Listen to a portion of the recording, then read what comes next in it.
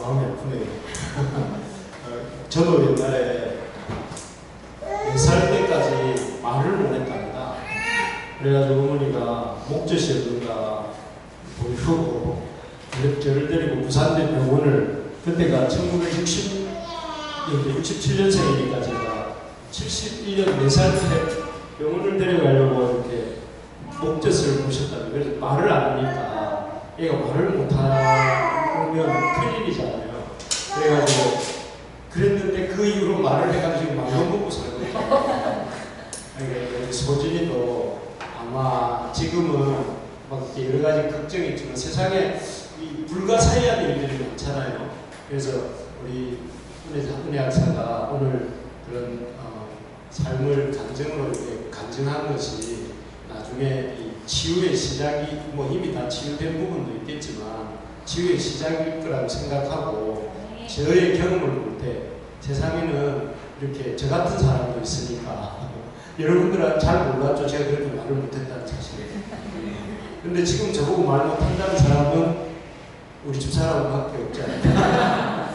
모르겠습니다. 어쨌든 그래서 위로가 좀 되셨으면 좋겠고, 들으면서 그런 생각이 들어요.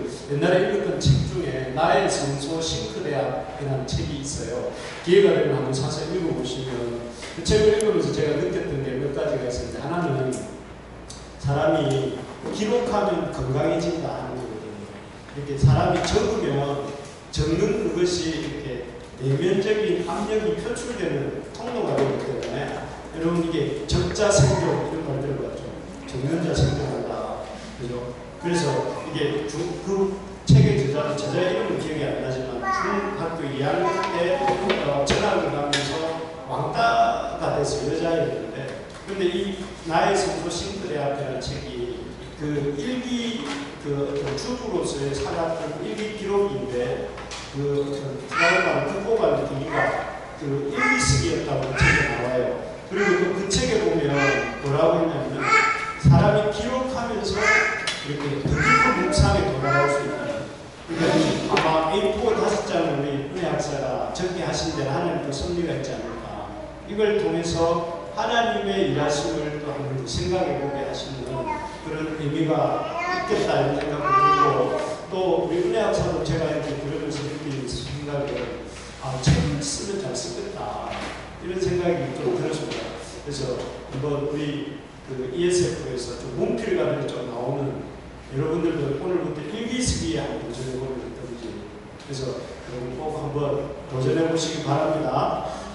별로 아멘이 없네요. 이순신 장군이 왜 위대하냐면, 여기 이제 옥포 얘기했는데, 옥포 레전도 있고 뭐 그렇잖아요. 이 난중에 일기를 썼기 때문에, 난리 중에 일기를 쓰는 게 쉬운 일입니까?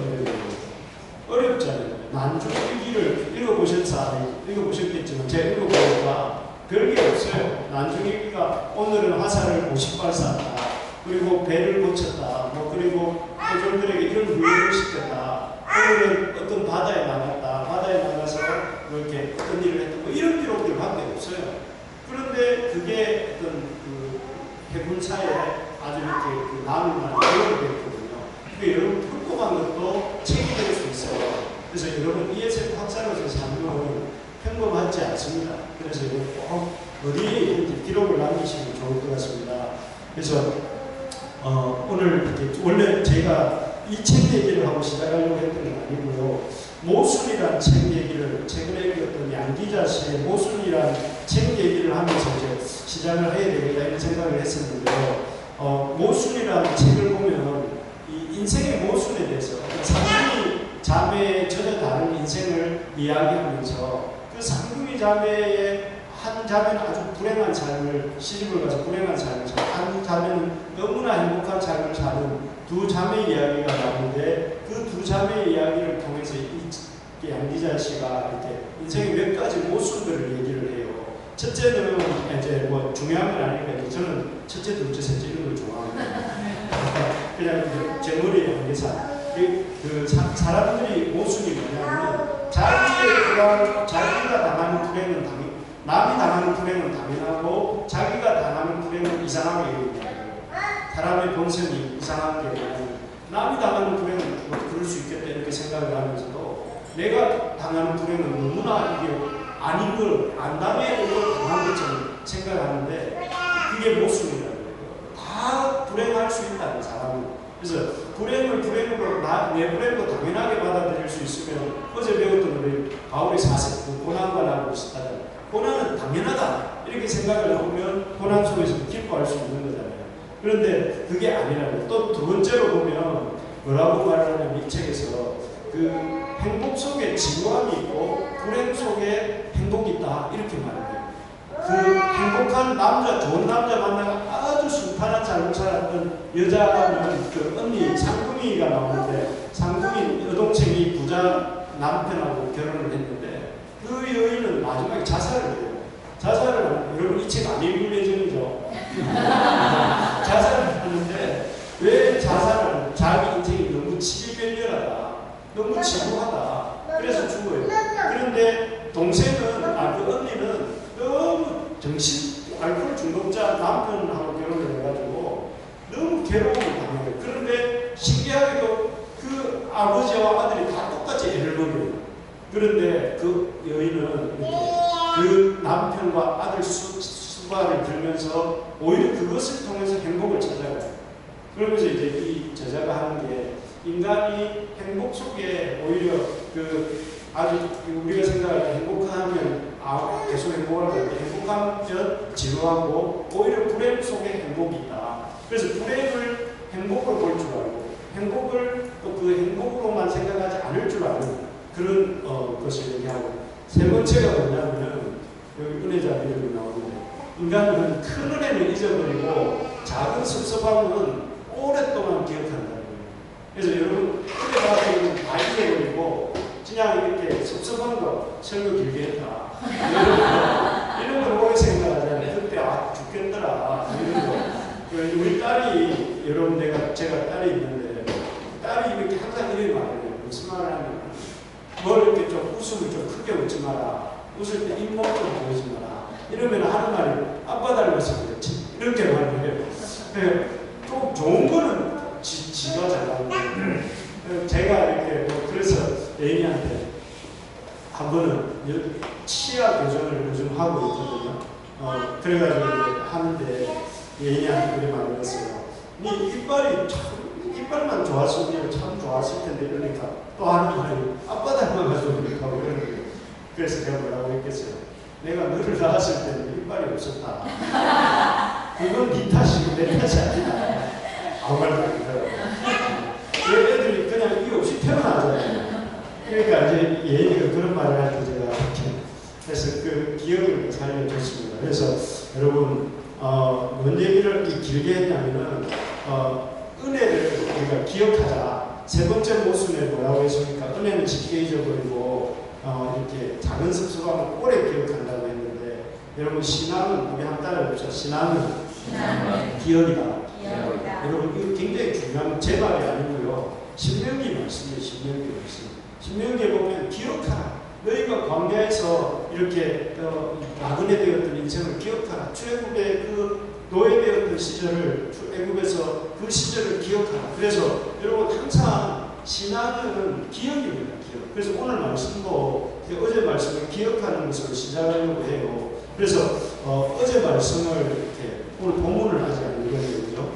어제 말씀을 잠깐 떠올리면 여기 한번 봅시다.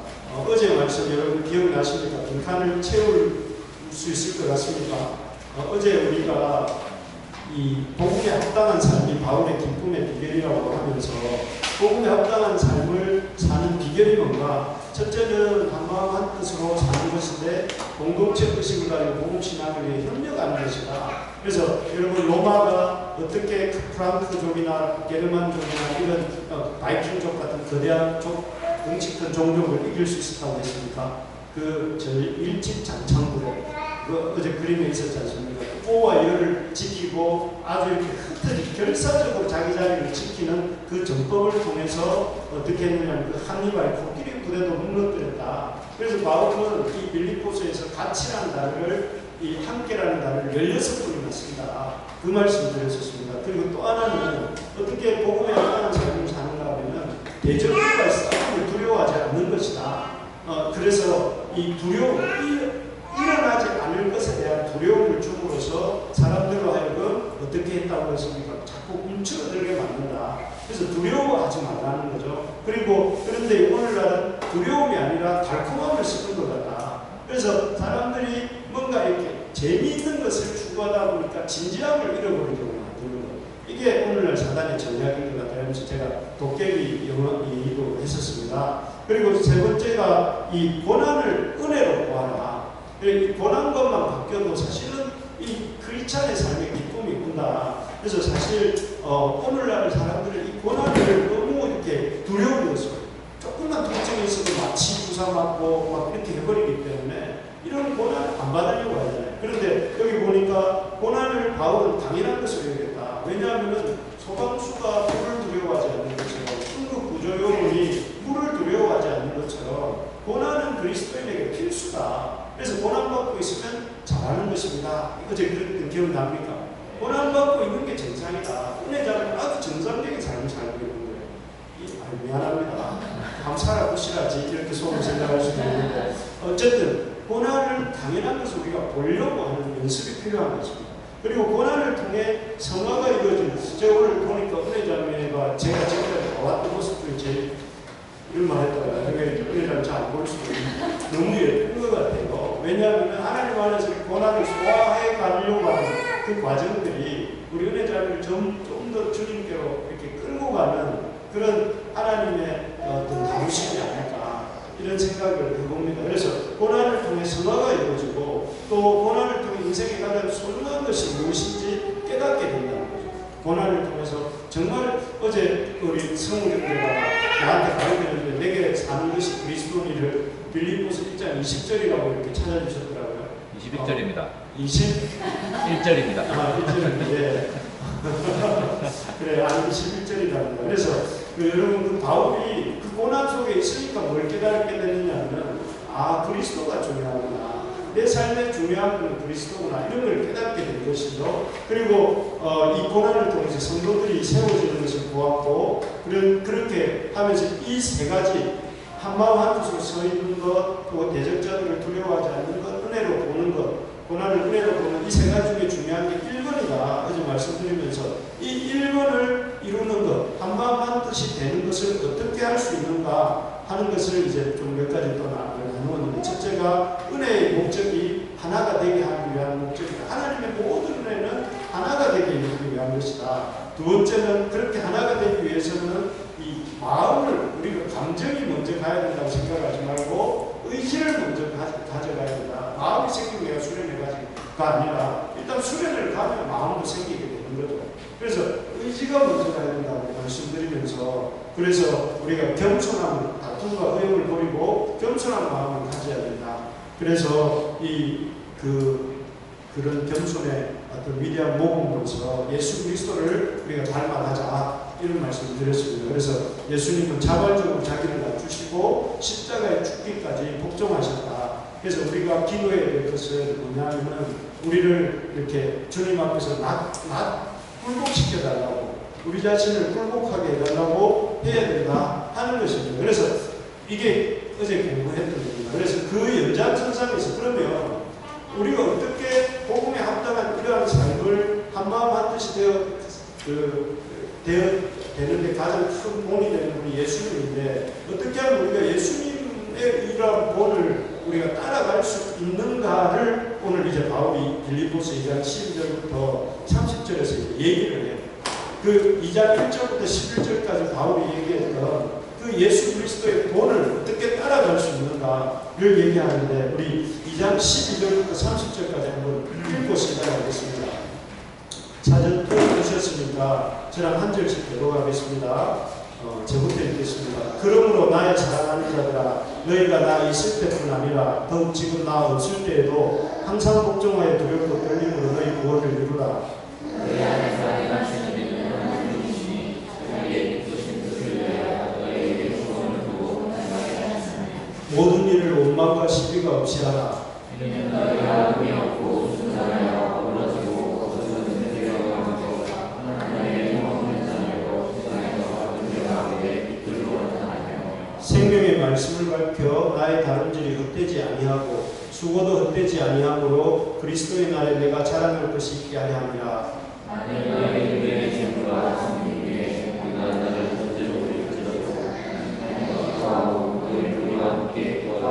이와 같이 너희도 기뻐하고 나와 함께 기뻐하라.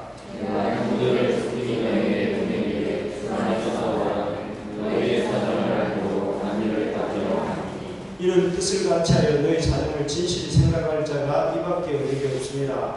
그들이 다 자기 일을 구하고 그리스도 예수의 일을 구하지 아니하되 디모데의 연단을 너희가 안 하니 자식이 아버지에게 한 것 같이 나와 함께 복음을 위하여 수고하였느니라. 그러므로 내가 내일이 어떻게 될지 하고 이 사람의 은혜를 받았고 나도 속히 가게 될 것을 주 안에서 확신하노라. 그러나 여러분들은 너희에게 보내는 것이 필요한 줄로 생각하니 그는 나의 형제요 함께 수고하고 함께 분장하여 너희 사정을 내가 쓸 것을 돕는 자라. 그가 너희 무리를 간절히 사모하고 자기가 병든 것을 너희가 들은 줄을 알고 심히 근심한지라. 그가 들어주게 되었으나 하나님이 그를 불미 여기셨고 그뿐 아니라 또 나를 불미 여기사 내 중에 믿음을 하게 하셨습니다.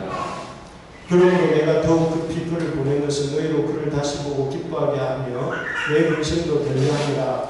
그러므로 너희가 주 안에서 모든 기쁨으로 그를 영접하고 너희와 같은 자들을 주의하여 같이요. 그가 그리스도의 일을 위하여 죽기에 이르러도 자기 목숨을 돌보지 아니한 것은 나를 섬기는 너희의 일의 부족함을 채우려 함이니라. 아멘. 예, 그래서 이 바울이 2장 12절부터 30절 사이에서 어떻게 우리가 예수 그리스도의 그런 본을 따라갈 수 있는지를 4가지 정도로 이야기합니다. 그래서 여러분 강의 안에 보시면 이 첫 번째가 두려움과 떨림으로 예수님을 닮아가라 이렇게 말을 합니다. 2장 12절에 보니까 나의 사랑하는 자들아 너희가 나 있을 때뿐만 아니라 더욱 지금 나 없을 때도 항상 걱정하고 두렵고 떨림으로 너희 구원을 이루라. 여기 보면 너희 구원을 어떻게 이루라고 말씀하고 있습니까? 두렵고 떨림으로 이렇게 합니다. 여러분 여기서 이 구절은 뭐냐면 우리가 구원받기 위해서 열심히 노력해야 된다 이런 말일까요? 그런 말은 아니겠죠. 왜냐하면 빌립보서 1장 6절에서 보면 이렇게 말씀하셨어요. 그 한 장 앞에 보시면 이렇게 말해요. 착한 일을 시작해 하시니가 그리스도 예수의 날까지 이루실 줄을 우리는 확신하노라 이렇게 됐잖아요. 이 구원을 누가 해준다고 바울은 생각하고 있어요. 우리 속에서 착한 일을 시작하신 그분께서 그리스도 예수의 날까지 이루어 가신다고 하잖아요. 그러니까 사실 우리의 구원은 우리가 이루는 게 아니에요. 우리의 구원은 우리 스스로, 그래서 이 스스로 구원을 성취하라는 뜻이 아니고 여기서 구원을 두렵고 떨림으로 구원을 이루는 건 뭐냐면은 앞에 말한 2장 1절에서 11절에서 말하고 있는 예수님이 죽기까지 자기를 낮추신 것을 두렵고 떨리는 마음으로 그 모습을 담고자 애를 써야 된다. 이 말을 이제 바울이 하고 있는 것이죠. 그래서 이 말씀은 여기 그 밑에 참고 구절로 나와 있는 예수님이 그 마지막 세종식 때, 만찬에서 세종식 때 제자들에게 주셨던 그 주와 선생이 되어 내가 너희 말을 씻겠으니 너희도 서로 말을 씻어주는 것이 옳으리라 했던 그 말씀과 같다는 거죠. 그 예수님도 이렇게 발을 섬기시는 모습을 통해서 너희가 이렇게 보면 이런 모습을 담고자 노력을 해야 된다. 구원을 이루라고 하는 것이 다른 것이 아니라 스스로 자기의 어떤 구원을 이루어가라는 것이 아니라 하나님 앞에서 그 예수님의 모습을 담고자 두려운 마음을 가져야 된다. 여러분 뭘 우리가 많이 하느냐면 우리는 어떤 다른 부족이나 결핍을 두려워하지만 그리스도인이라면 우리는 뭘 두려워해야 되냐면 내가 예수님을 닮아가고 있는가 아닌가, 예수님을 닮지 못하고 있는 걸 두려워해야 된다 하는 의미라는 것이죠. 그래서 여러분 우리의 알미라는 것이 여러분 들었다고 아는 게 아니잖아요. 또 안다고 믿는 게 아니거든요. 그래서 우리의 믿음이라는 것은 마치 이런 것 같아요. 어린 새가 날개짓을 배울 때에 여러분 습자가, 학습할 때 습자가 날개 이자 밑에 100자잖아요. 그렇거든요. 날개 이자가 2개가 들어가는데 새가 이렇게 날개짓을 하는데 어떻게 해야 돼요? 100일 동안 날개짓을 해서 새가 날개를 배운다는 그런 상형 문자예요. 그러니까 아주 이렇게 계속해서 반복하는. 또 여러분 자전거 탈 줄 아시죠? 자전거를 배울 때 어떻게 배우셨어요? 넘어지고 또 일어나고 넘어지고 일어나고 하면서 배웠듯이 두렵고 떨림으로 너희 구원을 이루라는 말은 이런 말씀이죠. 최우선적 예수님을 닮아가는 것을 최우선적 관심을 갖고 그것을 이렇게 살아내기 위해서 애를 써야 된다. 그래서 여러분 이 인생의 목표가 이렇게 하나님 불명확하게 보여주시지 않았어요.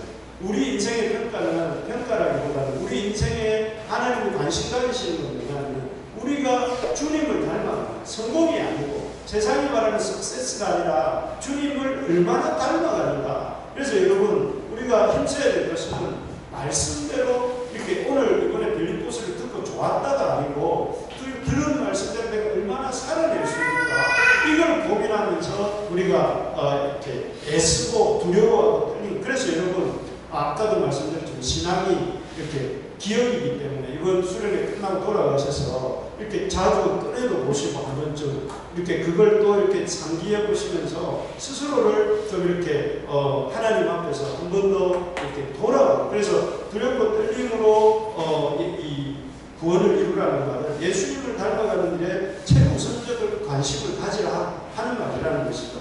두 번째로 보면 우리가 어떻게 이 구원을 이루어가는 삶을 살 수가 있느냐면 주님이 주시는 소원을 따라 항상 복종해야 된다 하는 것입니다. 여러분 제가 이렇게 살아보면서 느끼는 게 우리 이맨들이 약한 게 뭐냐면 성령의 인도함에 대해서 좀 약한 거예요.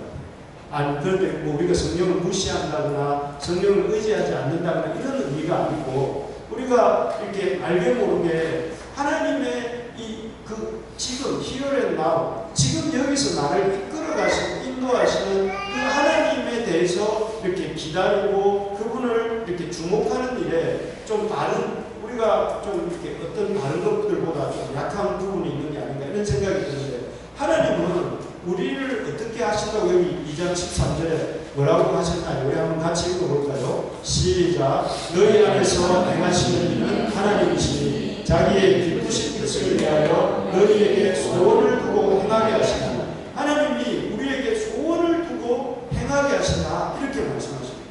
우리가 살아갈 때 가장 큰 문제가 뭐냐면 소원이 없는 거예요. 어떻게 살고 싶습니까? 소원이 없고 또 소원이 있는 사람은 또 그 소원을 행할 힘이 없어요. 이 두 가지가 우리의 가장 연약함의 문제인데 여기 분명히 뭐라고 하시냐면 하나님이 우리 속에서 어떻게 일을 하시느냐면 그 기쁘신 뜻을 위하여 소원도 주시고 행하게도 하신다는 거예요. 그러니까 사실 우리가 믿음으로 살 수 있는 힘은 누가 주시는 거예요? 그 힘은 하나님이 주시는 거예요. 하나님이 어떻게 주세요? 소원을 주시고 행하게 하셔서 그래서 주님 닮아가도록 하신다는 거예요. 그래서 여러분 항상 뭐에 대해서 열려 있어야 되냐면 이 닫힌 공과율의 체계 속에서 살지 말고 폐쇄적인 세계 속에 살지 말고 하나님이 일하실 수 있다는 이런 여지를 두고 그 개방적인 어떤 이런 생각을 가지고 이렇게 살아야 된다는 거죠. 그래서 여러분 그 밑에 있는 구절에 보면 우리 마태복음 10장 3절에 하나님이 어떤 방편으로 우리에게 소원을 주시느냐면 말씀 묵상이 돼요. 여기 보면 하나님은 우리에게 소원을 주시고 소원을 행할 힘을 어디에서 주시느냐면 우리가 말씀을 묵상할 때 주신다는 거예요. 여러분 빌립보서 우리 성도학자 열심히 읽으니까 마음에 소원이 좀 생기는가요? 네. 아니 뭐 여러 가지 소원이 있겠지만 내가 말씀대로 살아야 되기 때문에 소원을 주시잖아요. 그래서 말씀을 묵상할 때에 그 말씀 속에서 소원함이 생기고 그 소원함에서 이렇게 그 행할 힘도 생기게 됩니다. 그 밑에 나오는 마태복음 12장에 보시면 12장 13절 같이 한번 읽어봅시다. 시작. 이에 그 사람에게 이르시되 손을 내밀라 하시니 그가 내밀매 마른 손과 같이 회복되어 성하더라. 여기에 보면 이 손을 내밀라 여기에다가 밑줄을 쫙 치시고 이게 말씀이에요. 주님이 주시는 말씀. 그러니까 그 밑에 그가 내밀매 이어지는 그가 내밀매 주는 것이 이게 뭐냐면 소원이 생기거든요. 소원이 그 한손 마른 자에게 소원이 생기고 그리고 뒤에 제일 뒤에 성하더라 여기에 보면 행함 이렇게 적어보십시오. 하나님이 먼저 말씀을 통해서 그 한손 마른 자에게 소원을 주시고 소원대로 이렇게 그 손을 내미니까 어떻게 됐어요? 회복이 되잖아요. 하나님의 역사하는 방편이 뭐냐면 말씀을 통해서 소원을 주시고 그 소원을 가지고 행할 때에 하나님께서 말씀의 성취를 이루시는 이런 방식으로 하나님 일하십니다. 그래서 하나님의 그 역사는 항상 어떤 역사냐면은 말씀을 주시고 소원을 주시고 행할 힘을 주시는 거예요. 근데 내가 요즘 소망도 없고 행할 힘도 없다, 영적인 무기력이 있다. 그 이유가 뭘까? 우리에게 말씀을 이렇게 깊이 묵상하는 게 없다는 거죠. 말씀을 묵상할 때 하나님은 우리의 차원을 넘어서는 하나님의 차원에서 이렇게 그 소원을 우리에게 주신다 하는 것입니다. 그래서 여러분 꼭 기억해야 될 것이 무엇이냐면 이 말씀 묵상은 선택이 아니에요. 여러분 말씀 묵상은 여러분 갈수록 이렇게 우리 인생에 있어서 이 우리의 육신의 본성이 강해져요. 어제 저녁보다 오늘 저녁에 강의 들으러 나오기가 싶은가요, 여러분? 진짜 제가 원하지 않는데 제가 원했는데라고 너무 들어서 나오기가 힘들었습니다. 이런 거였는데 여러분들 훌륭한 거예요. 말씀 들어야지 여러분들. 일반 여러분들은 말씀이 별로 이렇게 안 나오고 싶은 데도 있잖아요. 그런데 그런 마음을 누르게 해주는 게 뭐냐면 나이가 들수록 자연스럽게 성장하는 게 아니라 죄성이 더 강해져요. 이걸 여러분 꼭 기억해야 됩니다. 그 죄성을 따라가지 말고 그 죄성을 누르는 게 뭐냐면 말씀 묵상이다. 그래서 여러분 한번 알아야죠. 쏠 준비가 되어 있어야 새도 맞출 수 있다. 새가 날아가는데 사냥꾼이 새를 맞추려고 하면 어떻게 해야 되겠습니까? 쏠 준비를 하고 있어야 됩니다. 총을 들고 있든지 이렇게 뭘 해야 날아가는 새를 맞추지. 이 얘기를 왜 하느냐면 여러분이 항상 말씀 묵상을 하려면 어떻게 해야 될까요? 큐티책부터 구입해야 되겠죠. 여러분 큐티책 다 구입하고 보고 계시죠? 그래서 여러분 하나님 말씀을 매일 묵상하는 연습을. 그래서 저도 이렇게 수련회 와가지고 항상 머리맡에 이렇게 큐티책을 펴놓고 있습니다. 큐티책 펴놓고 이렇게 보려고 항상 준비된 말씀을 가까이 하려고 몸부림치면 저가 여러분들이 되면 좋겠습니다. 그래서 저도 이렇게 여러분보다 조금 더 나이가 먹었는데도 여전히 아침에 성우경제가 이렇게 그 얘기 하지 맙시다. 어쨌든 그래서 중요한 건 뭐냐면 그래서 저희도 똑같이 목사님도 뭐 합니까? 뭐 이러는데 저는 제가 그렇게 뭐라고 하냐면 나이가 들수록 더 제가 악해지는 것 같습니다. 그렇게 대답을 했거든요. 여러분 솔직히 젊을 때보다 지금 더 악하지 않습니까, 여러분? 악할 뿐만 아니라 악을 행할 능력도 많지 않습니까? 물질도 많고, 여러분들이 악하다는 것이 아니라 우리 속에 악이 있다고 합니다. 이걸 우리 놓치면 안 돼요. 이 악을 다스려야지. 그 악을 마치 삶의 어려운 것처럼 말하면서 악과 이렇게 이 악에게 굴복하면 안 된다. 그 악을 이기도록 죽는 순간까지 하나님이 악을 이기도록 뭘 하셨냐면 너희가 떡으로만 살 것이 아니고 하나님의 입으로 나오는 말씀으로 살 것이에요. 이것은 여러분들이 학생 때나 30대나 40대나 50대가 되어도 변하지 않는 진리가 뭐냐면은 말씀 묵상이다. 말씀 묵상. 그래서 여러분 항상 이 말씀 묵상에 이렇게 애를 쓸 때 하나님 소원을 주신다. 그래서 여러분 20대 같은 30대, 20대 같은 40대, 20대 같은 50대가 됩시다. 우리 20대의 특징이 뭡니까? 비전이 있는 거예요. 비전. 여러분 그 루터 킹이 I have a dream이라고 했던 그 비전이 있었기 때문에 그가 어떤 사람도 할 수 없었던 큰 일들을 이루었잖아요. 여러분들이나 저희 가슴 속에 그런 비전이 있기를 바랍니다. 그래서 하나님이 소원을 주시는 방편이 뭐냐면 첫 번째가 말씀 묵상이고요. 두 번째가 뭐냐면 이것도 중요합니다. 매일 드리는 기도입니다. 여러분 말씀 묵상과 동시에 같이 가져가야 될 게 뭐냐면 기도하는 것입니다. 기도. 제가 이렇게 기도하면 늘 생각나는 사람 중에 한 명이 이지선입니다. 여러분 아시죠? 그녀가 유아교육과 4학년 이화여대 유아교육과 4학년 중간고사 치고 이제 집에 오는데 이렇게 오빠의 마티즈를 타고 오다가 술 취한 1톤 알코올 소주 5병 마시는 1톤 포토 트럭 운전자가 신호가 정차하고 있던 그 이지선의 오빠의 차를 들이받잖아요. 그러면서 차가 마티즈가 전복이 되면서 그 이지선 씨가 이렇게 전신 55%의 화상을 입어요.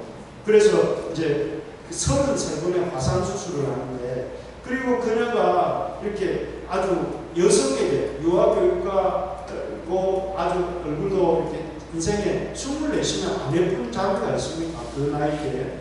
그 얼마나 그런 견딜 수 없는 이런 이렇게 삶의 어려움을 거쳐서 이 그녀도 죽으려고 몇 번이나 애를 썼대요. 애썼는데 어머니가, 자기 어머니가 24시간 이지선 옆에 붙어가지고 니도 죽고 나도 죽는다, 니 죽을 생각하면 안 된다, 어머니가 그런 걸 느꼈나봐요. 그러니까 이지선이 엄마를 위해서 살아야 되겠다 하면서 한 게 뭐냐면은 새벽 기도를 나가요. 새벽 기도를 나가서 이제 그 담요를 뒤집어 쓰고 얼굴이 보이기 싫으니까 기도를 하고 있는데, 이제 기도를 마치고 이렇게 누가 다가왔냐면은 그 교회 자기가 다니는 교회 목사님이 와가지고 지선아, 네가 지금까지 신앙생활을 해온 것이 이때를 위함이 아닐까.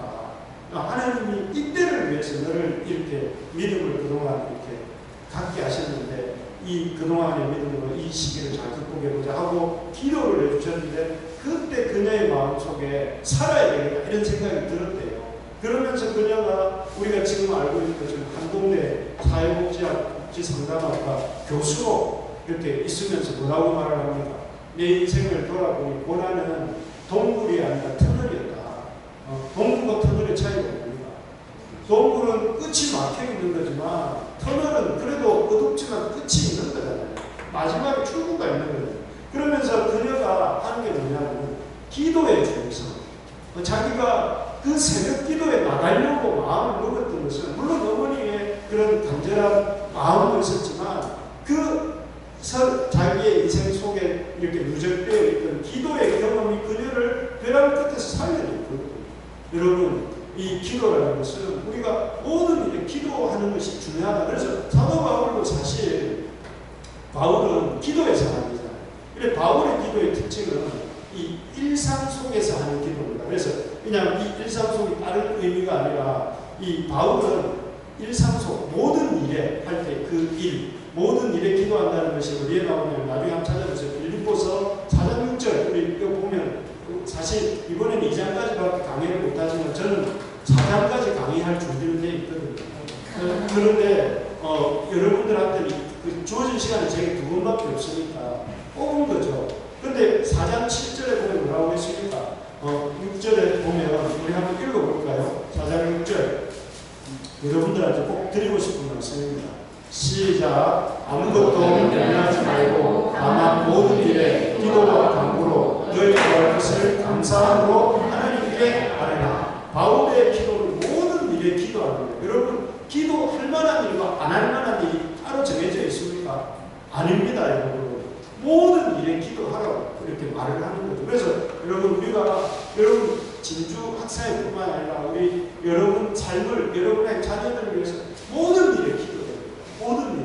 모든 일에 기도할 뿐만 아니라 또 바울이 뭐라고 하느냐면 에베소서 6장 18절 이왕 성경 들고 왔으니까 좀 많이 찾아봅시다.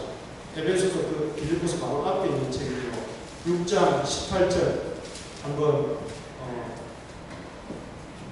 읽어볼까요? 시작. 모든 기도와 간구를 하되 항상 성령 안에서 기도하고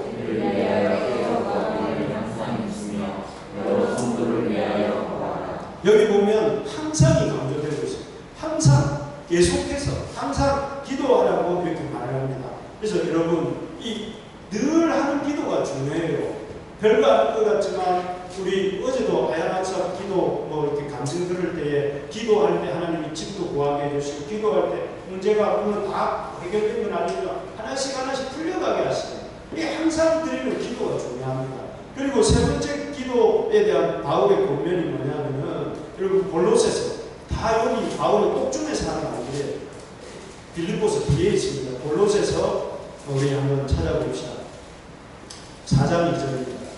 4장 2절 한번 보시면 뭐라고 바울이 또 기도에 대해서 권면하고 있냐면은 한번 읽어볼까요? 시작. 기도를 계속하고 기도에 감사함으로 깨어있으라. 여기 보면 계속해서 기도해요. 그래서 제가 일상 속 기도다. 바울의 기도는 우리가 일상 속에 기도를 해야 된다. 이게 모든 일에 항상 계속해서 기도해야 된다. 여러분 이게 오늘 뭐 대단한 거 없지만 여러분 삶에 정말 중요한 게 뭐냐면 말씀 묵상하는 것과 동시에 이렇게 기도하는 삶, 매일 기도하는 게 중요하다. 그래서 여러분 1시간은 가더라도 하루에 30분이라도 하나님 앞에 시간을 정해놓고 기도하는 연습을, 기도하는 연습이라기보다 기도로 주님과 교제하는, 주님 성령님을 이렇게 성령님이 내 삶 속에 어떻게 일하실까 하는 기대감을 갖고 여러분 나가셔야 돼요. 그래서 우리 오늘 아까 찬양에도 말했지만 하나님이 믿음이 있는 자를 기뻐하신다고 했잖아요. 하나님께 나아오는 자, 하나님을 향하여 믿음을 갖고 나오는 자를 기뻐하신다고 했는데 여러분 기대감을 갖는 여러분들 되시기 바랍니다. 옆에 있는 사람한테 이렇게 기절한 사람 한 명이 있기 때문에 하나님을 향한 기대감을 가집시다 이렇게 한번 얘기해 줄까요? 그런 의미에서 성경학서 나무나 한번 주세요. 그래서 여기 보시면 바울의 그 하나님을 닮아가는 게 최우선적 관심을 갖고 주님이 주시는 소원을 따라 항상 걱정하는데 그 소원을 하나님 주시는 답변이 말씀 묵상과 매일 드리는 기도라고 했다면 세 번째가 뭐냐면 어제 말했던 부분의 연장인데 고난을 견뎌내라는 것입니다. 어제도 계속 얘기했지만 고난은 우리를 이렇게 하나님 앞에서 정화시켜 나가는 하나님의 방편이라는 것은 뭐 아까 길게 얘기했으니까 그렇게 더 얘기하지 않겠습니다. 그래서 항상 여러분 편리를 추구하지 말고 본질을 추구하자. 이게 오늘 좀 덧붙인다면 편리를 추구하지 말고 본질을 추구해야 된다. 그래서 여러분 좀 클래식하게 신앙생활, 좀 큐티책, 종이 큐티책 사서 큐티하고 또 편지지 사서 너무 문자나 카톡만 하지 말고 편지도 한번 써보고 책도 이렇게 이북만 보지 말고 좀 이렇게 그 종이로 된 책도 좀 보고 그렇게 저희 집에도 TV를 없앤 거 여러분 아시죠? 옛날부터 제가 많이 JJ라고 하고 다녀가지고 그래서 여러분 TV를 없애고 좀 이렇게 여러분 뭔가 하나님 앞에서 살려면 그러니까 눈에 보이는 결단을 한 가지쯤은 하고 살아야 된다는 거죠. 그래서 여러분 여기에 대해서 이제 넘어가겠습니다. 그래서 하나님의 소원을 주시는 방편이 뭐라고요? 소원을 우리에게 하나님이 우리의 마음속에 주시는 소원을 주시는 방편. 첫 번째가 말씀 묵상, 두 번째가 매일 드리는 기도, 세 번째가 뭐라고요? 고난을 견뎌내는 것. 그래서 여러분 이번에 계속 강조하는 게 고난에 대해서 우리 눈을 바꾸자. 고난을 이렇게 당연한 것으로 좀 여기자. 고난이 은혜를 주시는 방편으로 여기자. 고난이야말로 우리를 성화시켜 가신 하나님의 길인 것을 고난을 통해서 나를 세워 가시는구나. 이거 한 가지만 알고 가도 이건 어제 오늘 강의에서 다 잊어버려도 여러분 본질을 붙든 고난을 기뻐할 수 있는 저와 여러분들 되기를 바랍니다. 그래서 여러분 이렇게 고난을 이렇게 열심히 받고 살아온 저희 얼굴을 안 보십시오. 열심히 물론 50대가 60대처럼 보이긴 하지만 그래도 여러분 이 고난을 잘 이렇게 견디면 하나님이 점점 이렇게 좀 잘 20대의 성우경제 나를 봤잖아요. 네.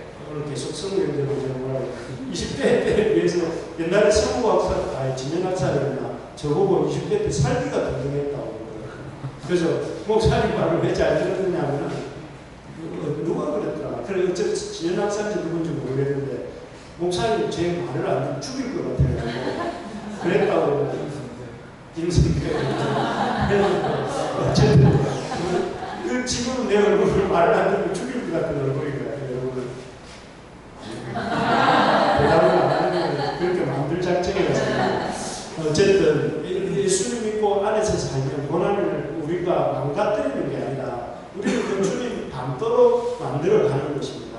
자 그래서 우리가 하나님 앞에서 우리의 구원을 이루어가는 삶. 첫째는 예수님을 닮아가는 데 최우선적 관심을 갖는 것이라면 두 번째는 소원을 따라 사는 삶. 그리고 큰 세 번째는 은혜를 기억하고 원망과 시비가 없이 사는 삶이다. 이렇게 되어 있습니다. 그래서 구원의 그 은혜를 기억하고, 사실 바울이 빌립보서에서 말하려고 하는 하나님의 구원의 은혜가 뭐냐면 세 가지예요. 구원의 은혜는 바울은 그럼에도 불구하고의 은혜가 여기에 있습니다. 바울은 사실 빌립보서 1장 1절 2절에 보면 바울은 이렇게 자기를 말합니다. 하나님의 뜻으로 말미암아 그리스도 예수의 사도된 바울과 형제 디모데는 이렇게 말을 하는데, 여러분 바울이 사도가 될 만한 사람이었습니까? 아닙니까? 왜 아니었습니까?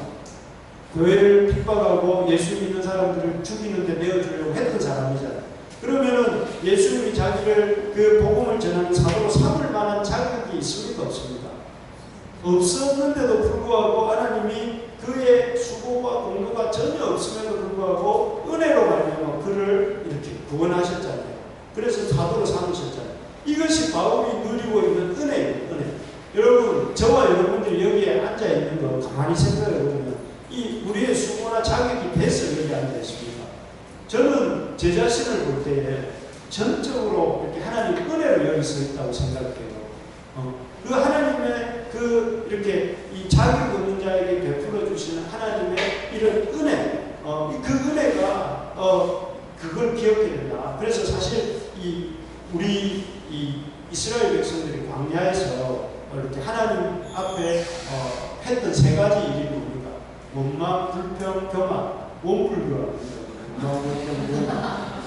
원망, 불평, 교만을 하니까 결국은 그 사람들은 왜 원망, 불평, 교만을 하게 했죠?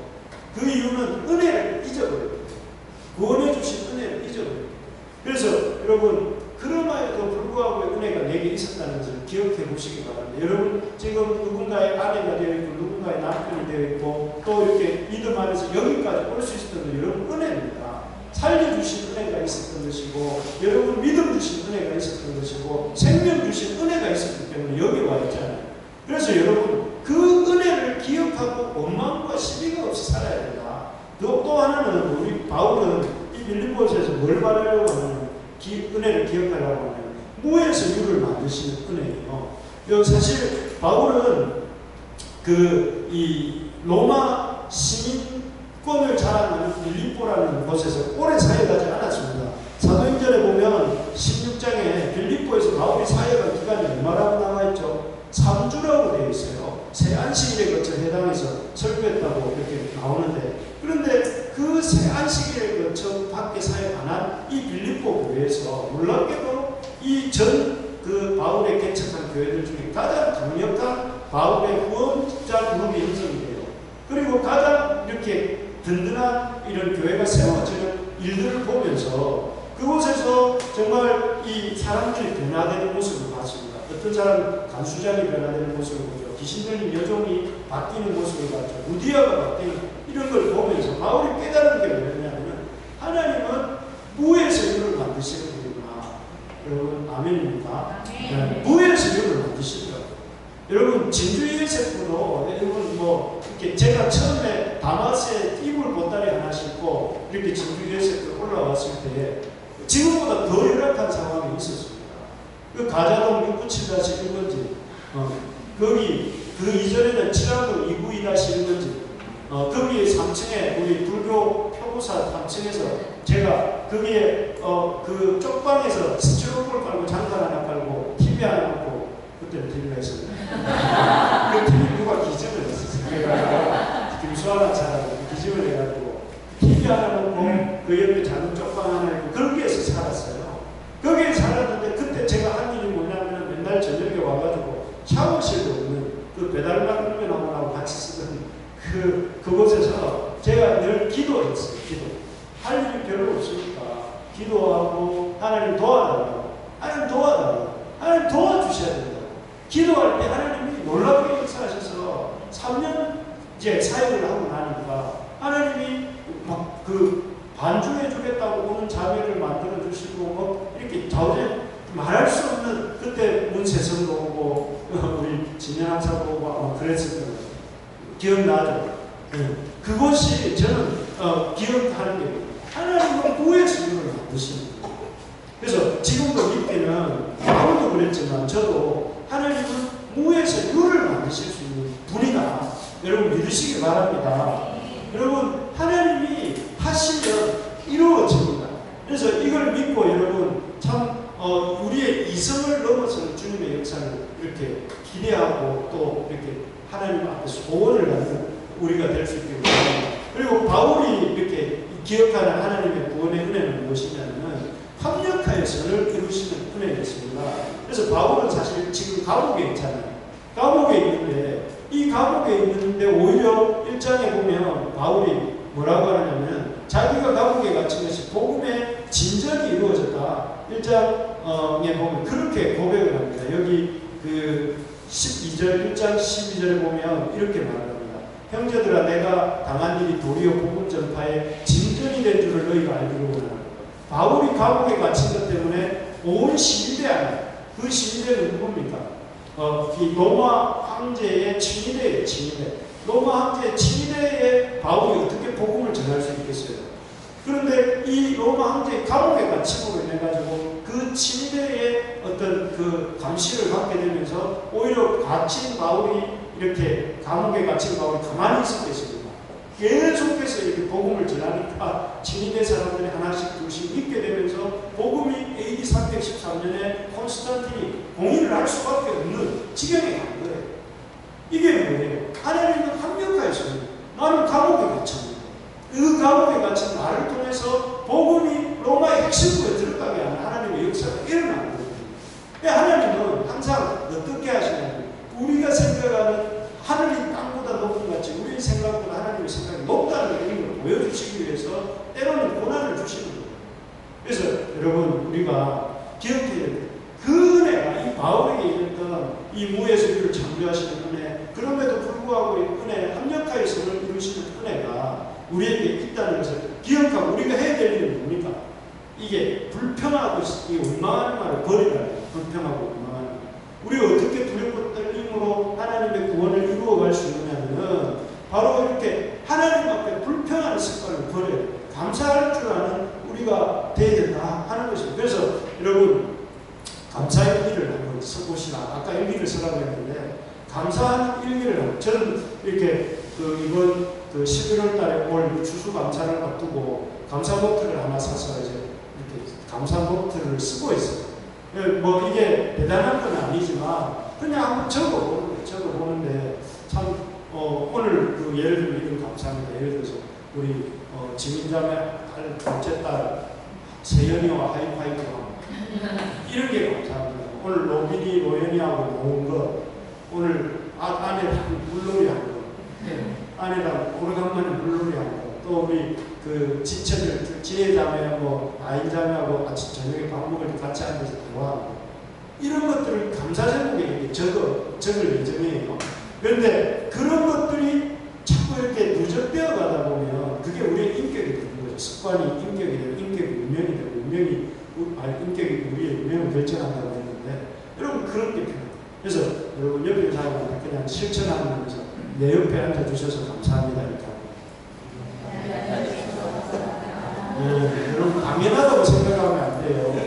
이 사람이 내 옆에 앉아있는 게 당연한 게 아니에요. 하나님 은혜예요. 은혜. 그래서 여러분 감사할 줄 아는 우리가 될 수 있게 바랍니다. 그래서 여러분 예수님을 예수님의 구원을 따라 우리의 구원을 이루어가는 삶은 바로 이렇게 이 원망과 불평을 버리고 하나님 앞에 이렇게 은혜를 기억하고 살아가는 감사하는 삶이라는 것이죠. 큰 네 번째로 보면 서로가 서로의 자랑이 되고자 힘쓰는 삶이다 하는 것입니다. 여기 14절부터 빌립보서 2장 14절부터 17절까지 말씀이 있는데 한번 쭉 이렇게 보시면 뭐라고 했느냐면 우리 이 15절, 16절 우리 같이 한번 읽어봅시다. 15절, 16절입니다. 시작.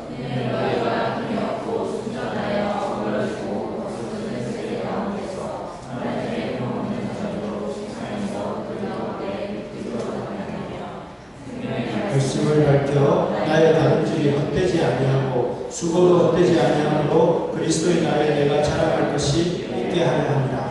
여기 보면 바울이 뭐라고 하느냐면은 빌립보 성도들의 그 구원을 향한 다름질과 바울의 섬김이 연결되어 있는 것을 이렇게 볼 수가 있습니다. 빌립보 성도들이 원망과 시비가 없이 복음 안에서 사는 모습은 뭘 의미하느냐면 바울이 그동안 달려온 다름질이 헛되지 않았다는 걸 보여줘요.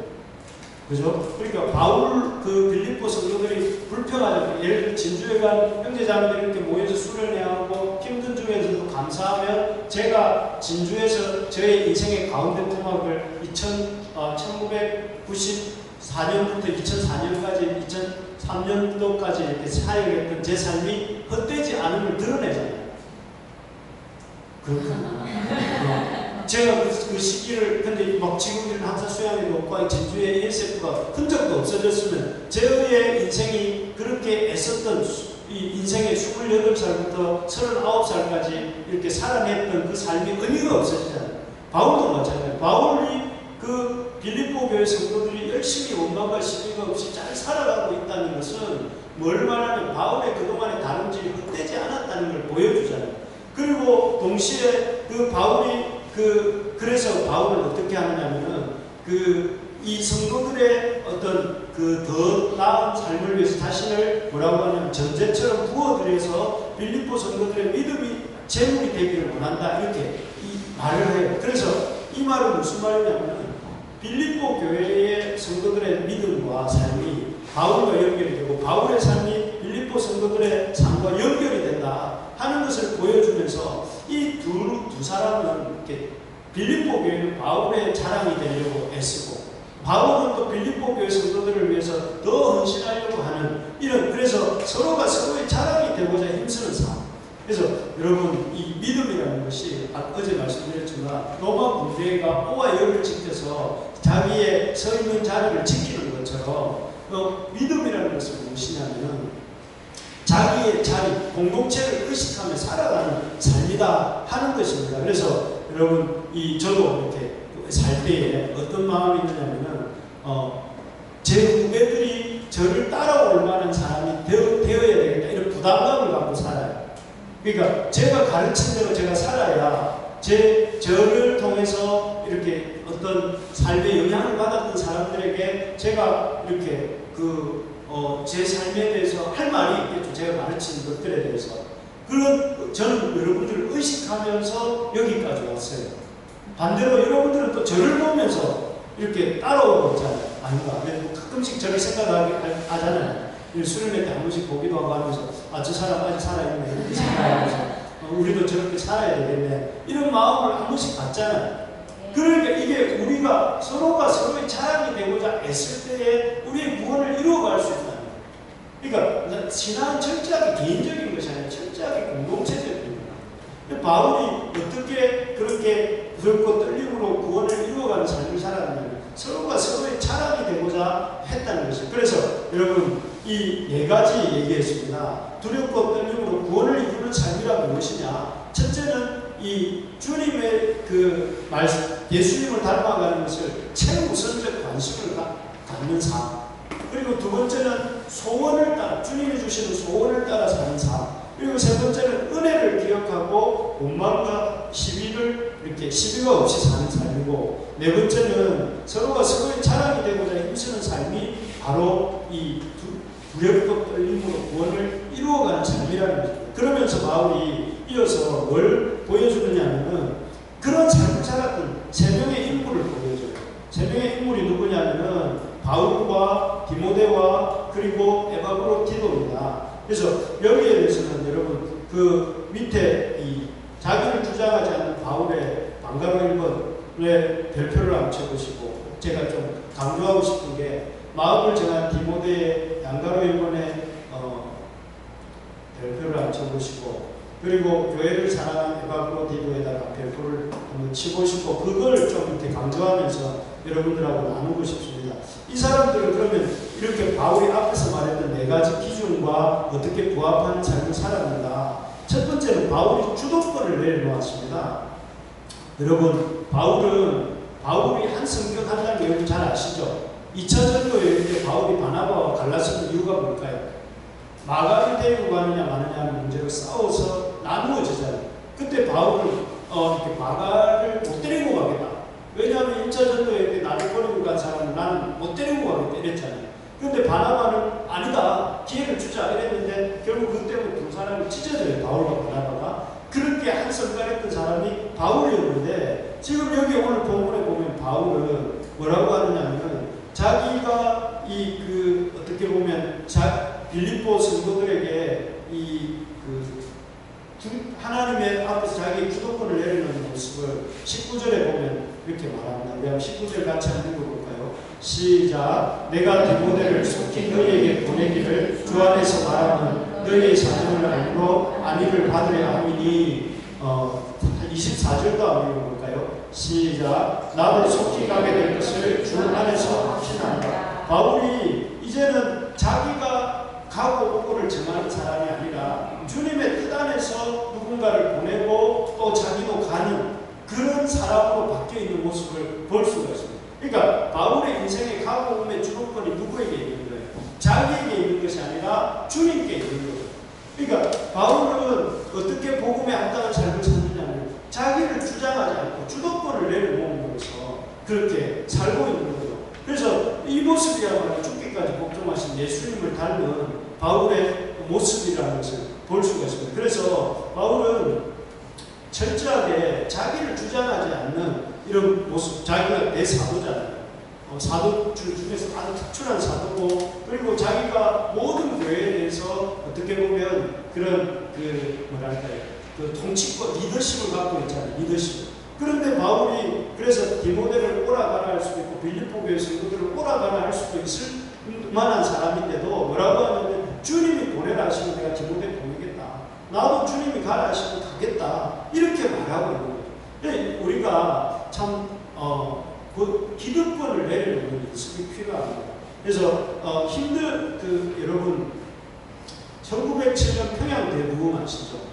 평양 대부흥이 통해가지고 우리가 요즘 일본과 이렇게 아주 갈등 중에 있는데 그 일제 36년에 극진한 고난을 이길 수 있는 영적인 힘을 1907년에 부어주셨잖아요.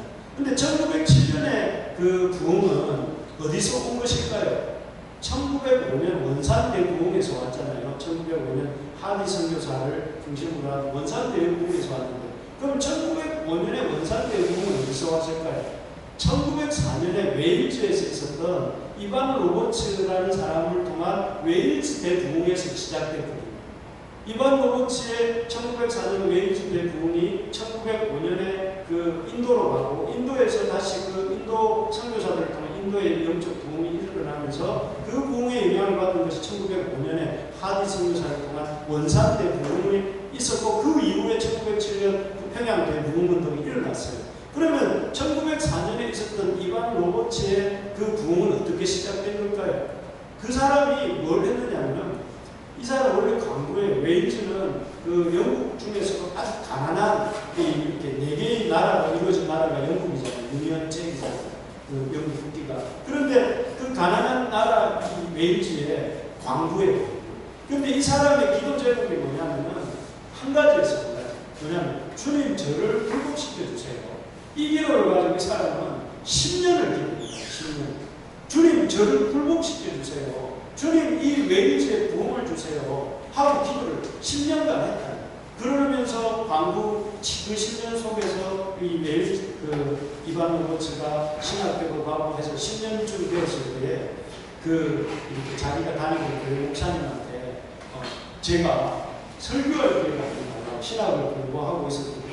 아니 그 목사님이 하도 좁으니까 그래 그러면 설교하고 싶으면 내가 오늘 예배 후에 오늘 주일 예배 저녁 예배 후에 이렇게 성도들한테 광고를 해줄 테니까 하고 싶으면 해라고 했대요. 그래서 수많은 성도들이 참석했다가 다 빠져나가고 17명만 남아있었답니다. 그런데 이 사람이 이반 로버츠가 설교를 하기 시작했는데 30일 만에 37,000명이 회심하는 역사가 일어났습니다. 하나님이 저를 굴복시켜달라고 외치는 그 이반 로버츠를 통해서 웨일즈의 대부흥이 일어났습니다. 그 부흥으로 인해가지고 결국은 하나님의 역사가 오늘 우리 한국 땅까지 오게 된 거죠. 그래서 여기서도 보면 뭐냐면 주도권을 내려놓으려고 내려놓게 해달라고. 여러분 이 기도가 주님이 이렇게 그 주님을 담게하는 주님의 역사가 나타나게 하는 이런 기도라는 것이죠. 그래서 여러분들이나 저나 해야 될 기도가 이런 기도라고 저는 생각해요. 나를 꺾어달라고. 내가 좀 꺾이게 해달라고. 여러분 우리가 하나님 앞에 굴복하게 해달라고. 굴복해야 우리 가정이 살고 우리 공동체가 살고 이 교회 한국 교회가 살 수 있다고. 여러분 다른 기도할 것이 아니라 내가 어떻게 되게 해달라고 기도할 것이 아니라 성공하게 해달라고 할 것이 아니라 내가 주님 앞에 온전하게 꺾어질 수 있게 해달라고. 주님 제가 정말 주님 앞에 이렇게 내 인생의 주도권이 내게 있지 않고 주님께 있습니다 라고 인정할 수 있는 사람이 되게 해달라고 우리가 부르짖어야 됩니다. 성령의 역사가 다른 것이 아니라 성령께서 나를 다스려야 그게 성령의 역사인 거죠. 성령을 통해 치유가 일어나고 방언이 일어나고 성령을 통해서 이런 부흥이 일어나는 것이 문제가 아니라 성령의 역사는 우리 자신이 하나님 앞에 우리의 인생의 고집을 꺾고 자기 주장의 의지를 꺾고 우리 자신의 어떤 그런 이 세계가 무너져야 성령의 역사예요. 그래서 여러분 우리가 해야 될 일이 무엇일까요? 그것은 바울처럼 주도권을 내야 돼요. 디모데에 대한 또 성도들에 대한 그런 주도권을 내려놓았을 때 바울을 통해서 하나님이 놀랍게 역사하시지 않습니까? 이 바울이 그래서 이어지는 본문에 보면 동력자들 귀하게 여깁니다. 바울은 이제 주도권을 내려놓고 보면 다른 사람들이 귀하게 여겨요. 아이마이 이 세계 자기 중심적 에고센트릭 월드를 깨뜨리고 나니까 뭐가 나타나느냐면은 이 다른 사람들이 귀한 게 보이는 거예요. 왜 다른 사람들이 안 귀합니까? 그것은 아직도 자기 중심적인 세계를 갖고 우리가 세상을 보기 때문에 그런 거예요. 그래서 참 우리가 주님 닮은 이 바울의 모습에서 우리가 눈여겨볼 것은 바로 이 자신의 삶의 주도권을 내려놓는 모습이다. 그래서 이 바울이 동력자들을 귀히 여기고 가장 좋은 것을 내어주는 모습이 있다 하면 큰 두 번째로 보면 마음을 전한 디모데라고 되어 있는데요. 이 디모데는 어떤 사람이냐면은 이 주께 뜻을 전한 사람이었어요. 20절 우리 한번 20절 바울이 디모데를 이렇게 소개하는 글귀를 한번 읽어봅시다. 20절입니다. 시작. 이는 뜻을 같이 하여 너희 사정을 진실히 생각할 자가 이밖에 내게 없습니다. 바울과 뜻을 같이 하여 이 빌립보 교회 성도의 사정을 진실하게 생각할 사람이 디모데밖에 없다. 바울은 그렇게 말합니다. 어떻게 디모데는 이런 평가를 받았는가 하면은 이 연단을 받았기 때문이죠. 그래서 그 밑에 있는 사도행전 16장 2절 말씀을 한번 이렇게 읽어보겠습니다. 시작. 디모데는 루스드라와 이고니에 있는 형제들에게 칭찬을 받는 자니 하면서 그 비결이 뭐냐면은 여기 22절 본문 22절에 보면 디모데의 연단을 너희가 안 하니 이렇게 말해요. 디모데가 어떻게 바울과 같이 그 뜻을 같이 하는 동력자가 되었냐면 연단을 받았기 때문이다. 이렇게 말해요. 연단 아시죠? 디시플린. 원래 제자들이 디사이플이잖아요. 그런데 이 연단은 디시플린이잖아요. 훈련.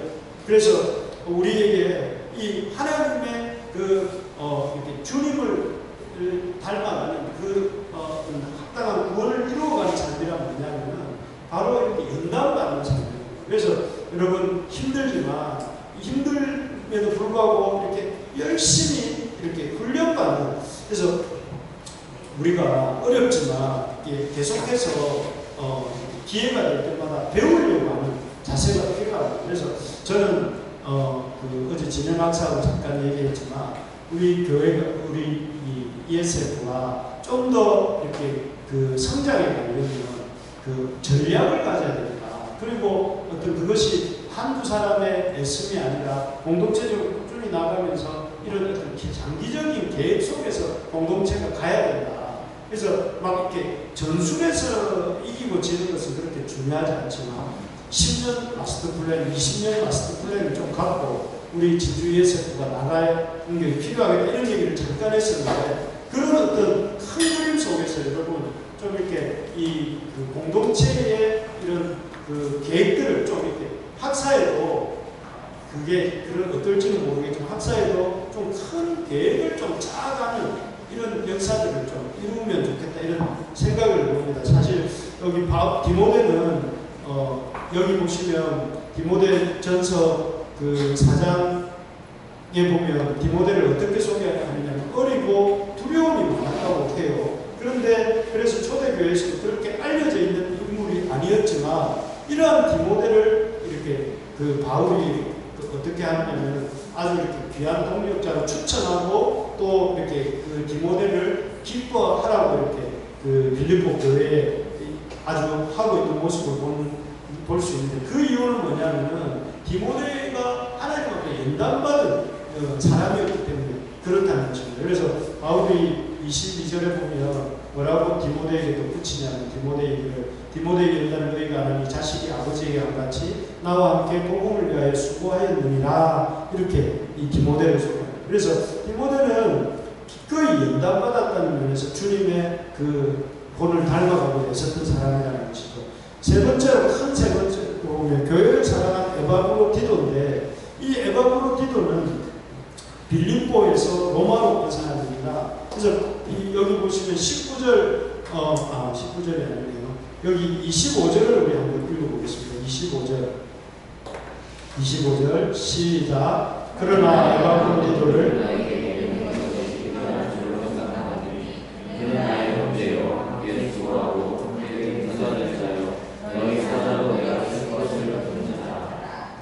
에바브로디도는 여기 보면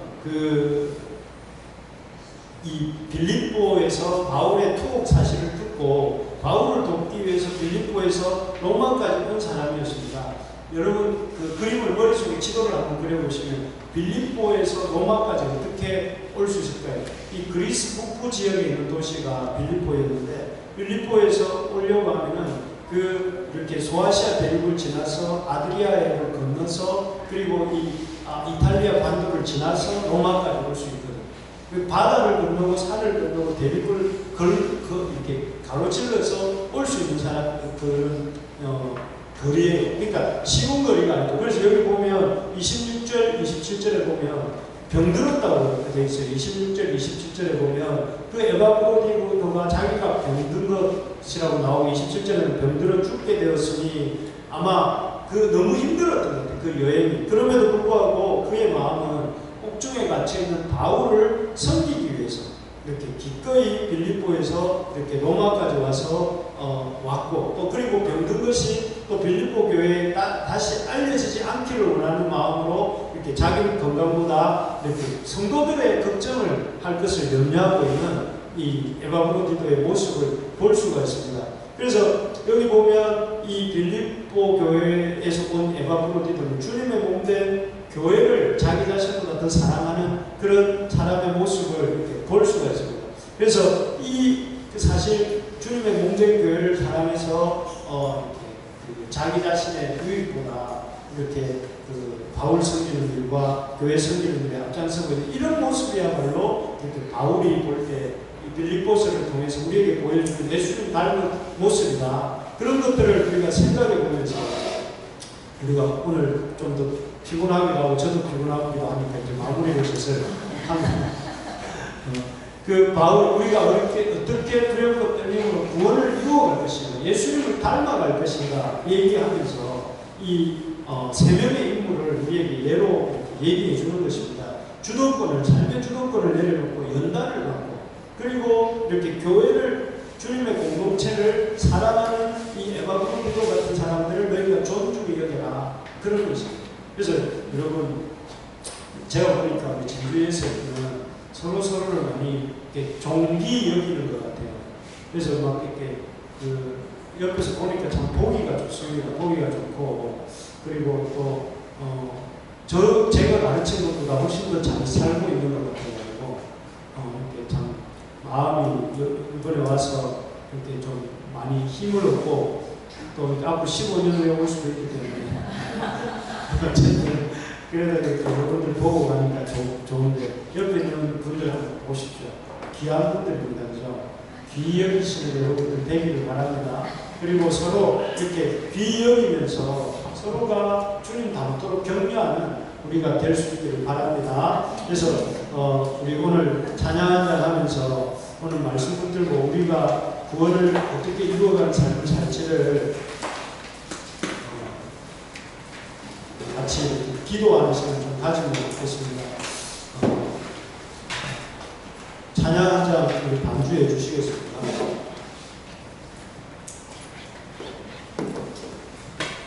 나는 아무것도 아닙니다. 이거 불러도 됩니다. 알죠, 여러분? 몇 페이지? 예수 피를 흘리고 이렇게